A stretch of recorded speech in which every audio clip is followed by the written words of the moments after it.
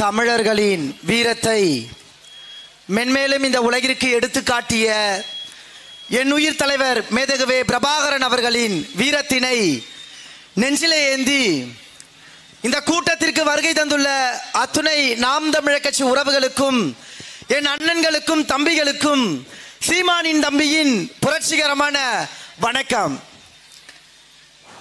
எப்போதும் இந்த திராவிட ஆட்சியாளர்களின் ஆட்சியில் தாலிக்கு தங்கம் கொடுப்பார்கள்.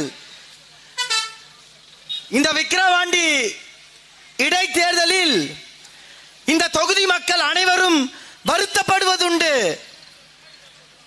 ஓட்டுக்கு 10,000 பணம் கொடுக்க திமுக தயாரா இருக்கு, மூக்குத்தி கொடுக்க திமுக தயாரா இருக்கு, மோதிரம் கொடுக்க திமுக தயாரா இருக்கு. அதிமுக ஆட்சியில் இருந்தாலும் திமுக ஆட்சியில் இருந்தாலும் தாலிக்கு தங்கம் கொடுப்பார்களே. 3 ஆண்டுகளாக திமுக ஆட்சியில் இருக்கிறார்கள், தாலிக்கு தங்கமே கொடுக்கவில்லையே என்று தொகுதி மக்கள் அனைவரும் வருத்தப்படுவதுண்டு. அவர்களிடத்தில் நான் சொல்கிறேன், வருத்தப்படாதீர்கள். தாலிக்கு தங்கம் கிடையாது, ஆனால் தாலி அறுக்கப்பட்டால் 10 லட்சம் ரூபாய் பணம் உண்டு. இந்த திமுக ஆட்சியில 10 லட்சம் பணம் தருவாங்க. நீங்க பார்த்திருப்பீங்க, திராவிட கழகம் பல போராட்டங்கள் நடத்துவாங்க, தாலி அறுக்கிற போராட்டம். அதற்கு சான்றுதான் கள்ளக்குறிச்சி. தாலி அறுக்கிற போராட்டம் இனி நடத்த வேணாம், கள்ளச்சாராயத்தை ஊத்தி கொடுத்தாலே தாலி அறுந்து விடும், திராவிட கொள்கை வென்றுவிடும் என்பதுதான் அவர்களின் நிலைப்பாடு. சுற்றி பள்ளிக்கூட மாணவ மாணவிகள் எல்லாம் நிற்கிறார்கள். இந்த திமுக ஆட்சியில மாணவர்களுக்கு கொடுக்கக்கூடிய சைக்கிள் கூட தரமற்று போயிருக்கு. தரமற்ற சைக்கிளை கொடுக்கிறார்கள். இதுதான் திமுக ஆட்சி, திராவிட மாடல் ஆட்சி. திமுகவுக்கு ஏன் வாக்கு செலுத்த வேண்டும்?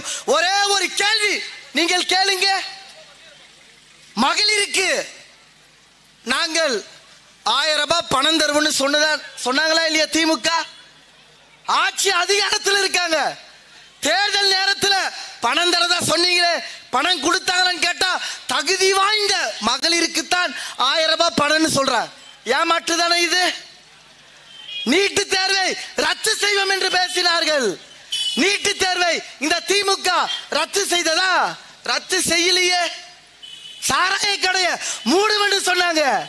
ஆனா இன்னைக்கு திமுக அமைச்சர் பேசுறாரு, அரசாங்கம் கொடுக்கக்கூடிய சாராயத்துல கிக் இல்ல, அதனாலதான் கள்ளச்சாராயத்தை குடிக்கிறாங்க. கள்ளச்சாராயத்துல கிக் இருக்கின்றாரு. நான் என்ன சொல்றேன்னா, திமுக அமைச்சர் முதல்ல அந்த கிக் இருக்குல்ல, அந்த சாராயத்தை குடிங்க, அதன் பிறகு தமிழக மக்களுக்கு கொடுங்க. அது என்ன ஒரு பொறுப்பான அமைச்சர் பேசக்கூடிய பேச்சா இது? இவர்களுக்குத்தான் நீங்கள் மாறி மாறி வாக்கு செலுத்தி அதிகாரத்துக்கு அனுப்புறீங்க. இதையெல்லாம் மாற்ற வேண்டும் என்று எளிய பிள்ளைகள் நாங்கள் மாற்று அரசியல் பேசி தமிழ்நாட்டை தமிழே ஆள வேண்டும் என்ற முழக்கத்தை முன்வைத்து இந்த அரசியல் களத்தில் நாங்கள் நிற்கிறோம். நாங்கள் மக்களுக்கு உண்மையும் நேர்மையுமாக நிற்போம். எளிய பிள்ளைகள் 14 ஆண்டுகளாக எங்கள் அண்ணன் சீமான் அவர்கள் தனித்து போட்டியிடுகிறார், தனித்துவமாக நிற்கிறார் இந்த களத்தில். அவருக்கு அதிகாரத்தை கொடுக்க வேண்டியது மக்களுடைய கடமை.